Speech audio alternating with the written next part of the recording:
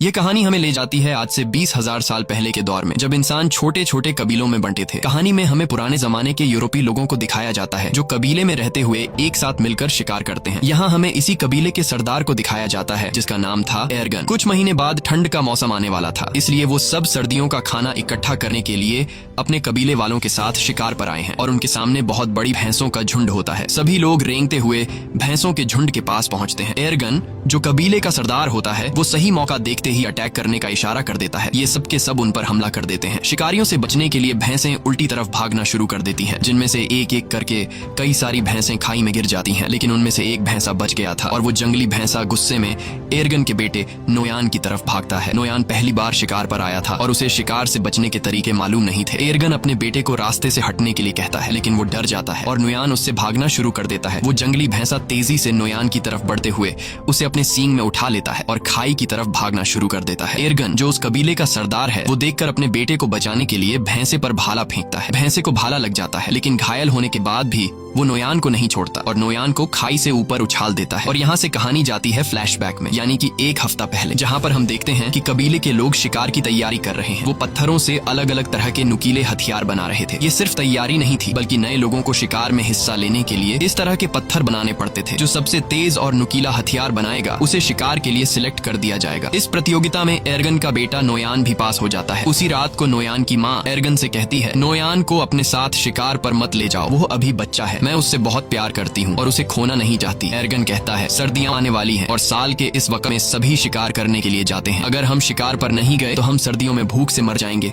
और नोयान को खुद को साबित करना होगा कि वो मेरा बेटा है। अगली सुबह सभी कबीले वाले शिकार के लिए निकल रहे होते हैं, लेकिन नोयान की माँ नोयान के लिए बेचैन हो रही थी कि कहीं मेरे बेटे को कुछ हो न जाए। लेकिन एर्गन उसे तसल्ली देता है, तुम परेशान मत हो, नोयान को कुछ नहीं होगा। और वे सब शिकार पर निकल जाते हैं। थोड़ी दूर आगे जाने के बाद यहाँ पर एक दूसरा कबीला भी आता है जो उन्हीं की तरह शिकार करने के लिए निकला है ताकि सर्दियों के लिए खाना इकट्ठा कर सके। बहुत लंबा सफर तय करने के बाद वो सब एक पत्थर के ढांचे तक पहुँचते हैं जो कभी उनके पूर्वजों ने बनाया था। ये सफर बहुत खतरनाक होता है। इस सफर में उनके कई पूर्वजों ने अपनी जान गंवाई है, इसीलिए उन्होंने पूर्वजों की याद में यह पत्थर का ढांचा बनाया होता है। आगे चलने के बाद उन्हें एक जंगली सुअर दिखता है जिसे वो भाले से घायल कर देते हैं। एर्गन अपने बेटे नोयान से कहता है कि तुम इसे मारोगे, लेकिन नोयान ने पहले कभी शिकार नहीं किया था। वो इसे देखकर घबरा जाता है और नोयान उसकी जान नहीं लेता, इसलिए एर्गन उसके हाथ से पत्थर का खंजर छीनकर जंगली सुअर को मार देता है। और उसके बाद एर्गन अपने बेटे से कहता है, तुम इतने कायर निकलोगे, ऐसा मैंने कभी नहीं सोचा था। यहाँ सिर्फ ताकतवर जिंदा रह सकते हैं, यही जंगल का कानून है। रात के अंधेरे में जब ये सब अपने शिकार को खा रहे होते हैं तभी कुछ अजीब सी आवाजें सुनाई देने लगती हैं, जिससे एर्गन सभी को होशियार रहने को कहता है। तभी वहाँ अचानक एक शेर आता है और उनमें से एक लड़के को उठाकर ले जाता है। अगली सुबह वो उस लड़के की याद में एक छोटी सी समाधि बनाते हैं और शिकार की तलाश में आगे का सफर तय करते हैं। लेकिन कई मीलों का सफर तय करने के बाद भी उन्हें कोई शिकार नहीं मिलता। पूरा दिन चलने के बाद रात को ये सब एक गुफा में रहने का फैसला करते हैं, जहाँ एर्गन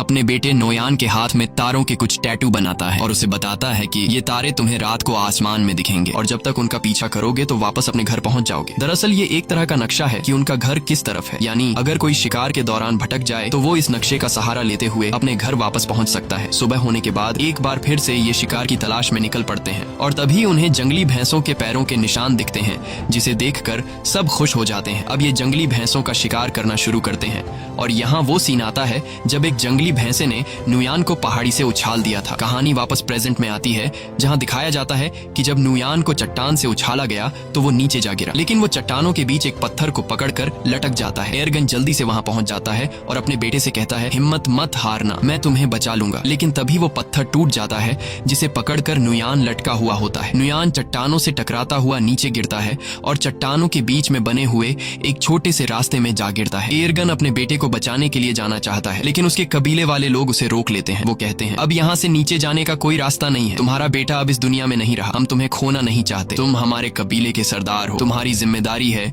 कि तुम हम सब की हिफाजत करो और हमें वापस घर ले चलो। लेकिन एर्गन किसी की भी बात को मानने को तैयार नहीं था। वो पूरी रात उसी चट्टान के किनारे बैठकर अपने बेटे को आवाजें देता रहता है, लेकिन आखिरकार उसे समझ आ जाता है कि अब मेरा बेटा इस दुनिया में नहीं रहा। और अगली सुबह तक जब उसका बेटा नहीं आता तो उसके तमाम साथी नोयान की याद में वहाँ एक छोटा सा पत्थर का समाधि समाधि बना लेते हैं और अपना किया हुआ शिकार लेकर वापस कबीले की तरफ निकल पड़ते हैं। उनके जाने के कुछ देर बाद नुयान के ऊपर एक गिद्ध आकर बैठ जाता है और चोंच मारना शुरू कर देता है, मगर उससे पहले कि वो उसे खाता, नुयान की आंख खुल जाती है। वो गिद्ध को नीचे फेंक देता है और उसके बाद वो अपने पिता को आवाज देता है, लेकिन उसे कोई भी जवाब नहीं मिलता। इससे पता चल जाता है कि सभी यहाँ से चले गए और अब उसकी कोई मदद नहीं कर सकता। वो हार नहीं मानता और चट्टान पर चढ़ने की कोशिश करता है, लेकिन वो ज्यादा ऊपर चढ़ नहीं पाता। नीचे बहुत गहरी खाई होती है और शायद किस्मत उसे जीने का एक दूसरा मौका देना चाहती है। कुछ ही देर बाद वहाँ तेज बारिश शुरू हो जाती है और बारिश की वजह से नीचे खाई धीरे धीरे नदी में बदलने लगती है। उसे समझ आ जाती है कि अगर उसे जिंदा रहना है तो उसे नीचे खाई में कूदना होगा। और जब नुयान को अंदाजा होता है कि पानी अब गहरा हो गया है, अगर वो छलांग लगा दे तो उसे कोई चोट नहीं आएगी। इसके बाद वो पानी में कूद जाता है, लेकिन पानी में गिरते ही वो बेहोश हो जाता है। अगले दिन जब उसे होश आता है तो वो खुद को दूसरी जगह में पाता है। ऊंचाई से कूदने पर वो बच तो गया था, लेकिन उसके पैर की हड्डी मुड़ गई थी। फिर वो अपने टूटे हुए पैर को लकड़ियों से बांधता है, जिससे वो चलने के काबिल हो जाता है और फिर वो उस चट्टान के ऊपर पहुंचता है जहां से वो गिरा था। लेकिन वहां पहुंचकर जब वो देखता है कि उनके लोगों ने उसकी समाधि बना दी, जिससे वो रोने लगता है, वो समझ जाता है कि उसके पिता एर्गन और कबीले वालों ने ये यकीन कर लिया था कि नुयान मर चुका है। तभी अचानक उसे आसपास कुछ अजीब आवाजें सुनाई देती हैं और खतरे से बचने के लिए नुयान पेड़ पर चढ़ जाता है, जहां वो पूरी रात एक सूखे पेड़ के ऊपर गुजारता है। अगली सुबह जब वो पानी पीने जाता है तो वो भेड़ियों की एक झुंड को देखता है और वो भेड़िए तेजी से उसकी तरफ बढ़ रहे थे। तभी कुछ भेड़िए उस पर हमला कर देते हैं। नुयान वापस पेड़ की तरफ भागता है, लेकिन एक भेड़िया उसका पांव पकड़ लेता है। नुयान चाकू से उस भेड़िए पे वार करता है, जिससे वो भेड़िया जख्मी होकर नीचे गिर जाता है और नुयान जल्दी से पेड़ पर चढ़ जाता है। सारी रात भेड़िए नीचे उसका इंतजार करते हैं, लेकिन जब सुबह होती है तो सब भेड़िए जा चुके होते हैं। सिर्फ वही जख्मी भेड़िया वहां पर मौजूद होता है जिसे कल उसने चाकू से मारा था। नुयान सबसे पहले अपने चाकू से अपने लिए एक भाला बनाता है और भेड़िए को मारने जाता है, लेकिन जख्मी भेड़िए को मारते वक्त उसे रहम आ जाता है और वो उसे मारने का इरादा बदल देता है। इसके बाद वो पहले उसके मुंह को पट्टी से बांध लेता है और फिर उसे उठाकर उस गुफा में ले जाता है जहां वो अपने कबीले के साथ एक रात ठहरा था। अगली सुबह उठकर वह जड़ी बूटी ढूंढने निकल पड़ता है और फिर उन जड़ी बूटियों को पीस कर अपने पैर पर लगाता है। इसी बीच जब वह पानी पी रहा होता है तो वह देखता है कि भेड़िया अपने मुंह पर बंधी रस्सी को खोल चुका है। ये देखकर पहले तो वह घबरा जाता है, लेकिन फिर नुयान आराम से उसे पानी देने जाता है। भेड़िया उसे अपने पास आता देखकर डर जाता है, लेकिन नुयान कहता है, मैं तुम्हें कुछ नहीं कहूंगा, मैं तुम्हारी जान बचाना चाहता हूँ। जिसके बाद भेड़िया पानी पी लेता है। अब भेड़िए को भी समझ आ जाता है कि मुझे इससे कोई खतरा नहीं है। नुयान ने जो जड़ी बूटी अपने पैर के लिए तैयार की थी वह अब भेड़िए के जख्म पर लगा देता है और उसी वक्त नुयान वह कीड़े भी उसे देता है जो वह खुद खाता है। अब आहिस्ता आहिस्ता उन दोनों के बीच एक रिश्ता बनने लगता है। शाम होने से पहले नुयान एक खरगोश का शिकार कर लेता है, क्योंकि उसने कई घंटों से कुछ भी नहीं खाया था। रात को बड़ी मुश्किल से वह आग जलाकर उस खरगोश को पका लेता है और उसमें से कुछ हिस्सा भेड़िए को भी दे देता है।